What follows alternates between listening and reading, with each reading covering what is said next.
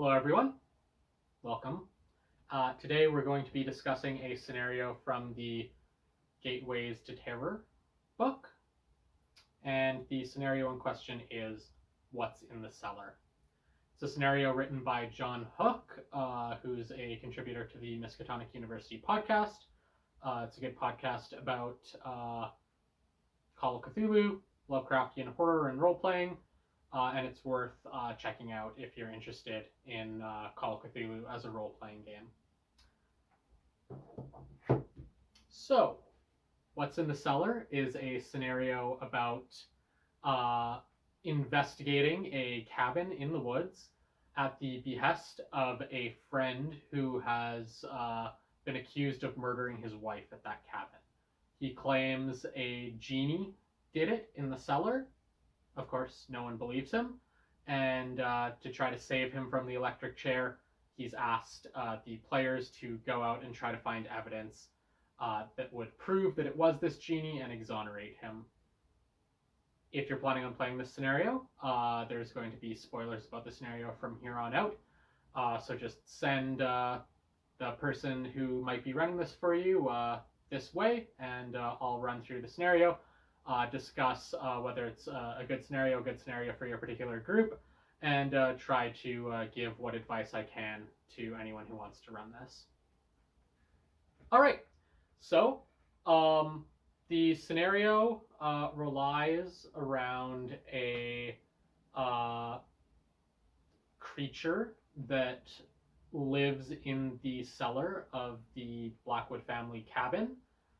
The man accused of the murder is Arthur Blackwood, and basically the premise of the scenario is that there's a MacGuffin that the players have to find in the cellar, and that by finding it they can stop themselves from getting killed by this creature in the cellar, and that the reason that Arthur Blackwood's wife was murdered was that he took this MacGuffin, which was a ring, off, which basically set this creature loose in the cellar. And until a Blackwood family member puts it back on, this creature is going to be a potential menace. I don't particularly like this being the primary thing going on in the scenario. It's kind of more out of a cheap horror movie plot than a Lovecraftian horror game, I think. But what it undeniably does is set up a tense and action-packed 1 hour of play, wherein your players are going to go down to this cellar, they're going to find some clues, things aren't right, this creature is going to appear, and it's going to be a rush to,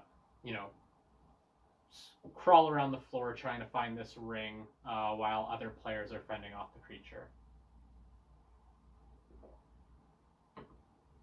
So, very exciting, maybe just not fully in keeping with those Lovecraftian horror themes. In terms of the non-player characters in the scenario, there are really only two.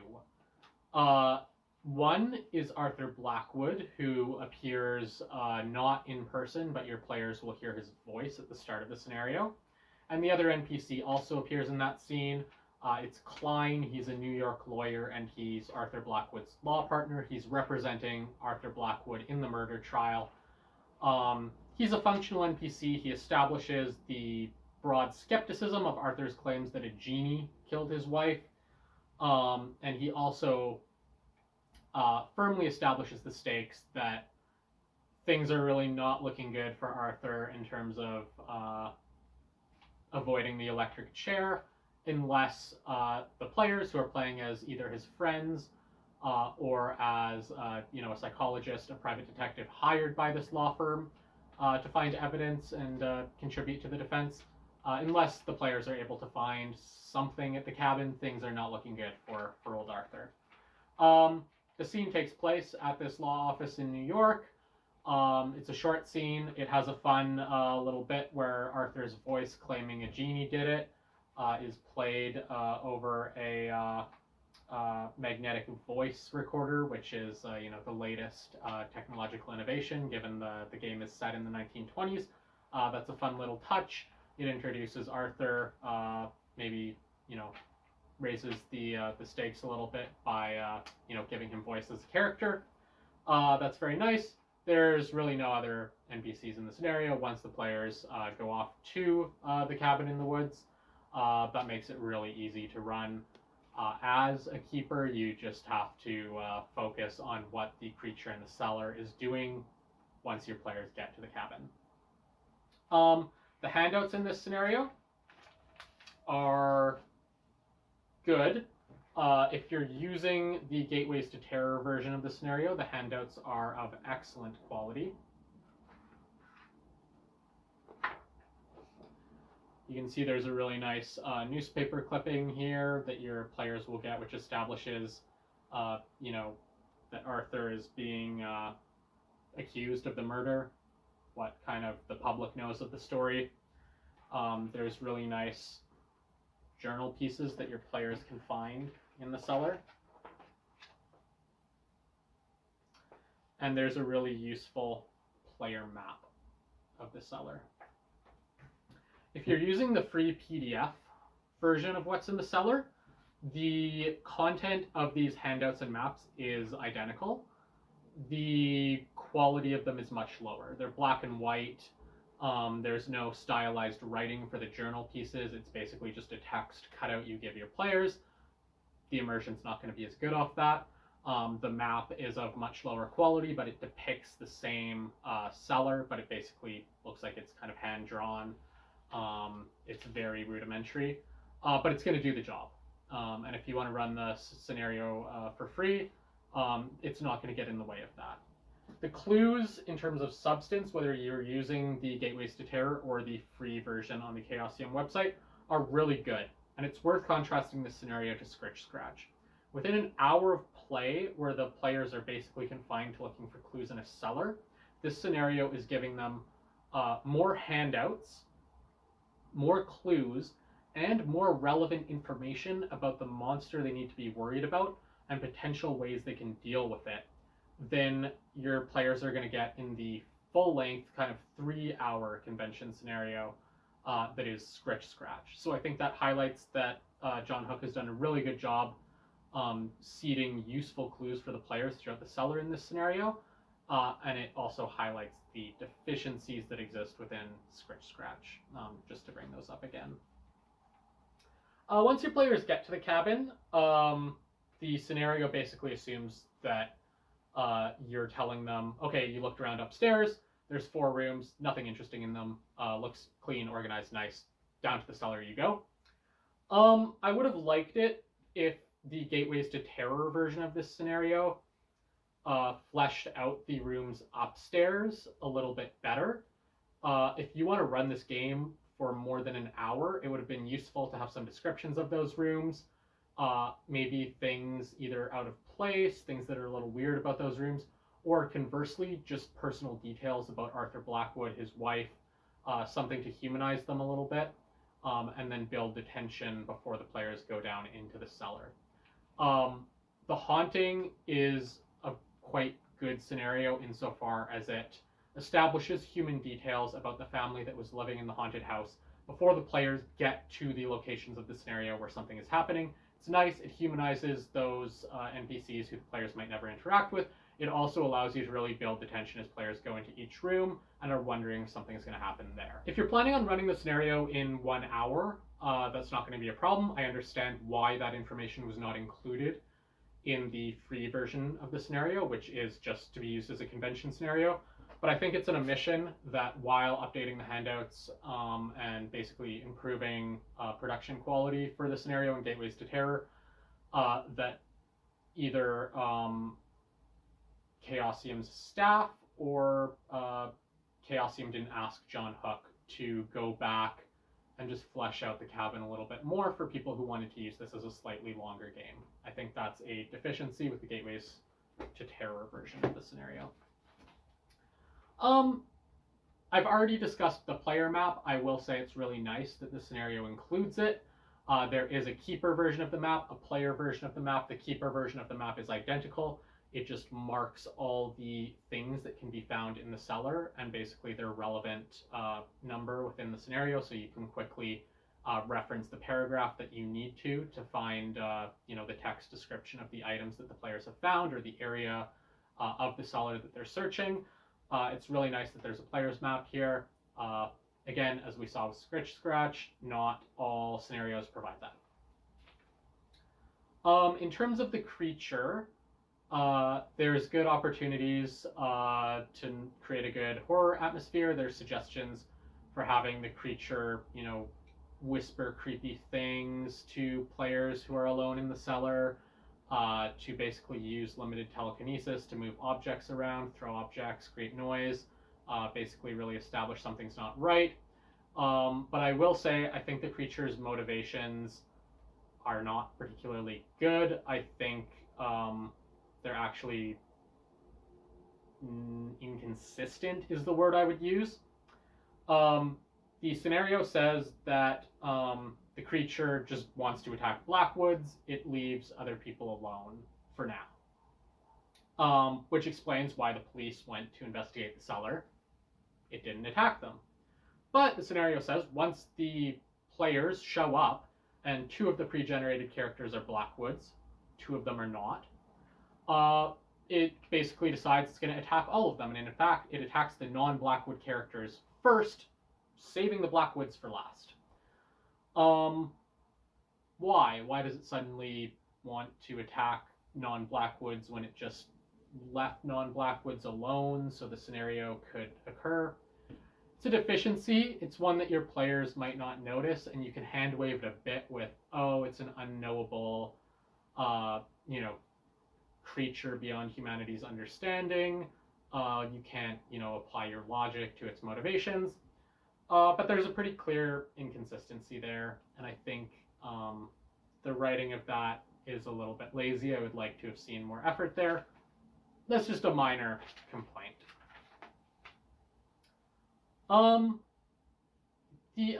Building on the discussion of the creature, the scenario assumes that once the creature manifests, or even once it isn't fully manifested but has begun to interact with them, whether it's whispering creepy stuff to them, using telekinesis to move stuff around, that they're going to stay in the cellar.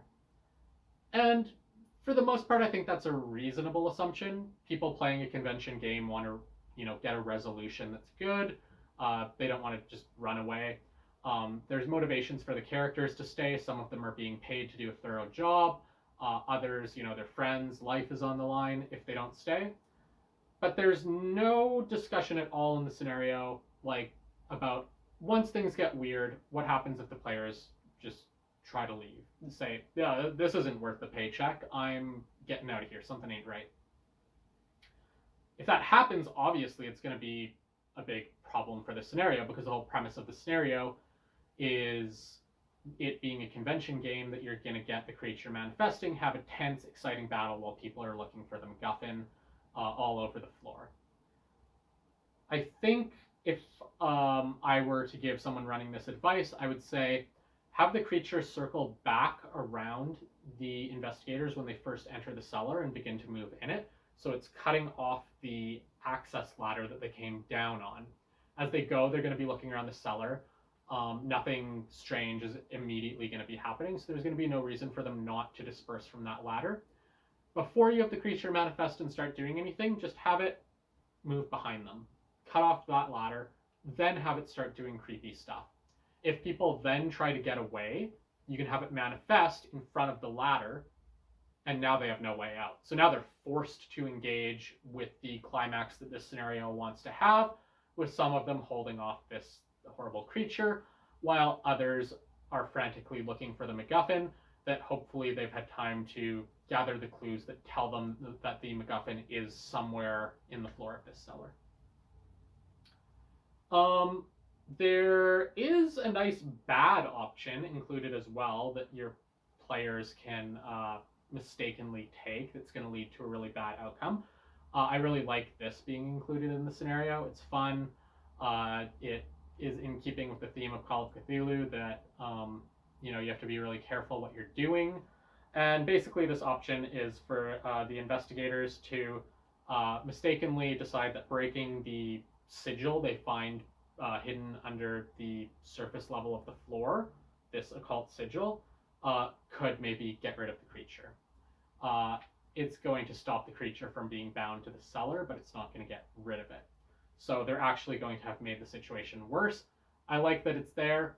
I like that the scenario allows them to make rolls to potentially use their in-character knowledge, their occult skill, for example, to figure out maybe this isn't a great idea, but I like that it's an option that they can accidentally make the situation worse by just not thinking things through, not fully engaging with the clues that are there for them in the cellar to figure out this isn't a good option.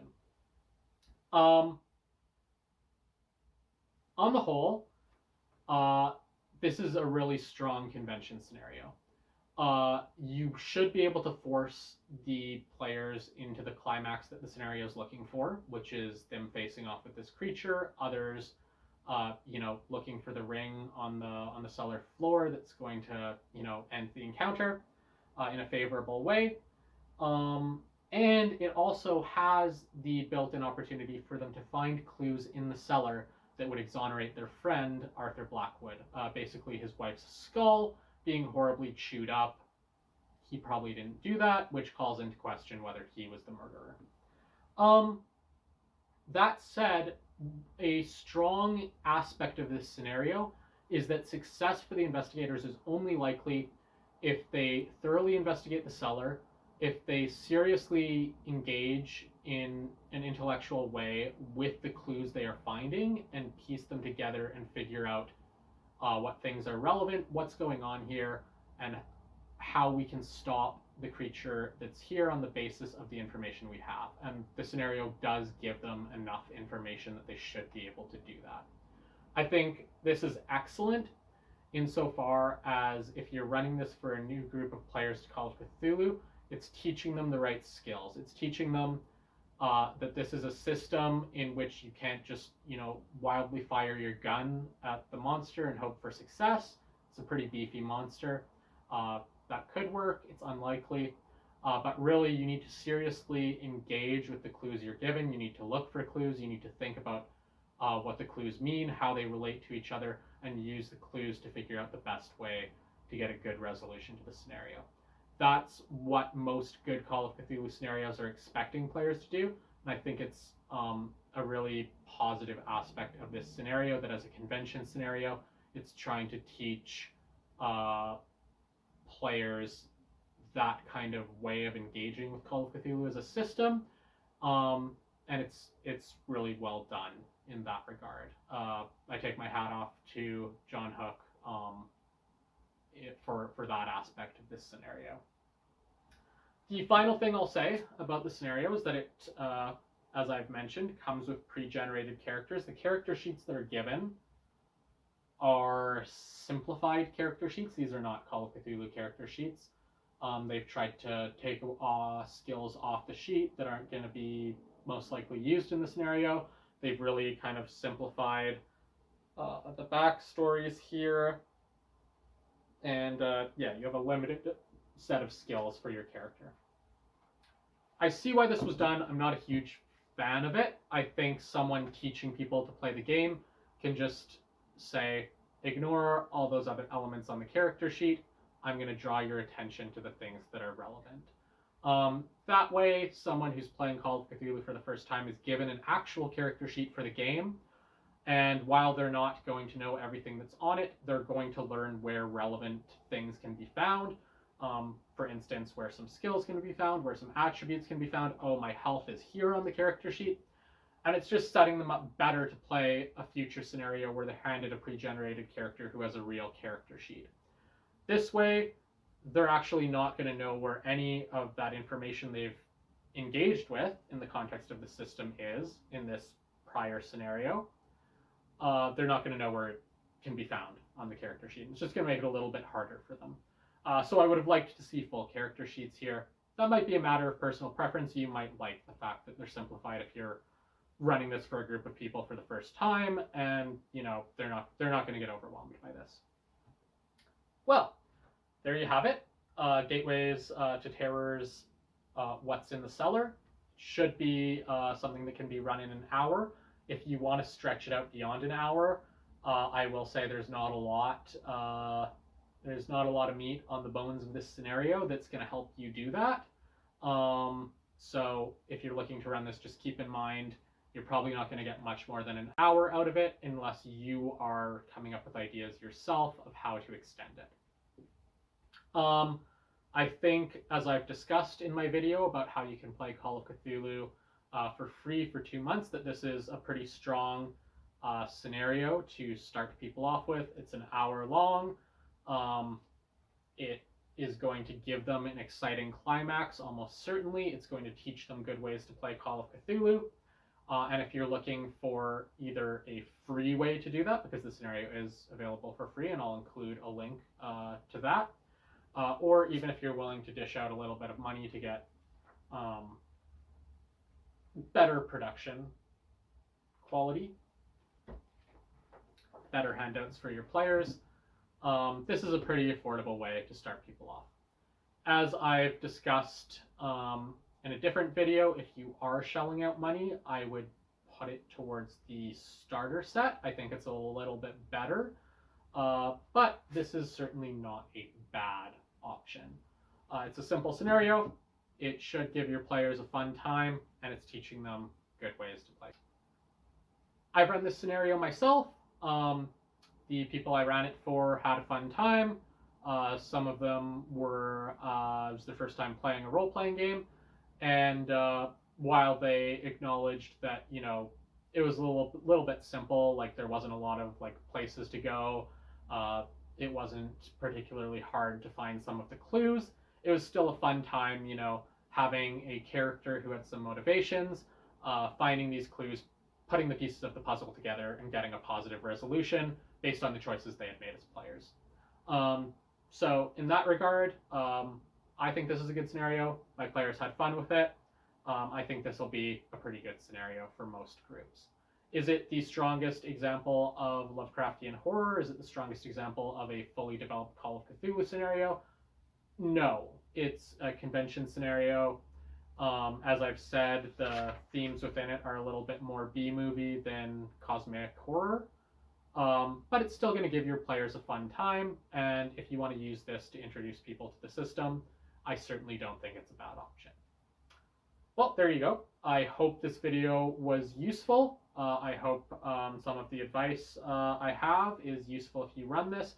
If you've run this, if you're interested in running this, feel free to share any additional comments, questions you have in that comment section. And until next time, I wish you all the best in your gaming.